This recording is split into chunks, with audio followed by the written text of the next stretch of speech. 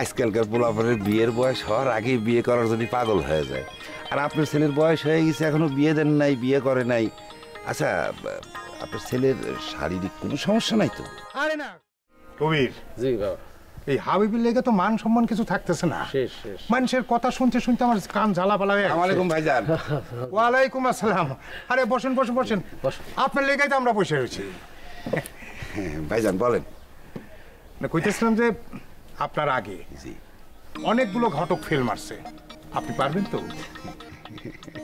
কি যে কোন ভাইজান, আমাদের 4 পুরুষ এই ব্যবসা করে খায়। আমাকে ডিকশনারিতে ফেল বলে কোনো কথা নাই। এখন আপনি বলেন, আপনার ছেলের জন্য কি ধরনের মেয়ে চান? দেখতে সুন্দর, বংশ ভালো, এই সয় সম্পত্তি মোটামুটি আছে, এইরকম আর কি। আপনি এত কিছু চাইতেছেন কি? মেয়ে ভালো হইলে চলে। জি না, খালি মেয়ে ভালো হলে চলবো না, বংশও ভালো দরকার, বুঝলা? আপনার ছেলেটা কি সেটা তো একটু চিন্তা করতে হবে নাকি? ভাইজান, আপনার ছেলের কি কোনো সমস্যা আছে নাকি? না না, সেরকম কোনো সমস্যা নাই, এই মানে বয়সটা একটু বাইরে গেছে, বুঝলেন?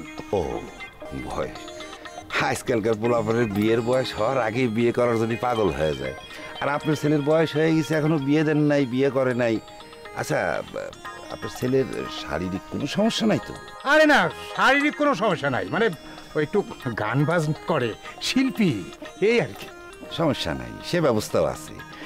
তা আপনার ছেলের সাথে একটু কথা বলা যায়? কেন ছেলের সাথে আবার কথা বলবেন কেন? আমি তো সব বলেই দিলাম। ভাইজান, আপনার ছেলের সাথে যদি কথা না বলি, তাহলে তো বুঝতে পারবো না তার সমস্যা কি। আর না বুঝলে তো চিকিৎসাও দিতে পারবো না।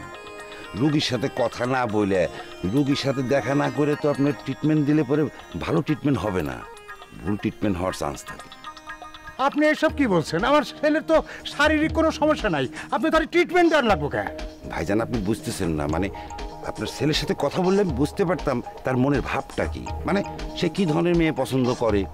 হ্যাঁ, খুব ফর্সা নাকি গোলগাল চেহারা, নাকি লম্বা চেহারা, নাকি শ্যামলা, এটা দরকার আছে না ভাইজান? আচ্ছা ঠিক আছে, আপনি আমগো বাড়িতে আইসা নিয়ে বেরলো কথা বলি। জি ভাইজান, তাহলে আমি উঠি, কালকে আপনার বাড়িতে যায় আপনার ছেলের সাথে কথা বলে আসবো। আসি, আসসালামু আলাইকুম। আচ্ছা। ওয়ালাইকুম আসসালাম।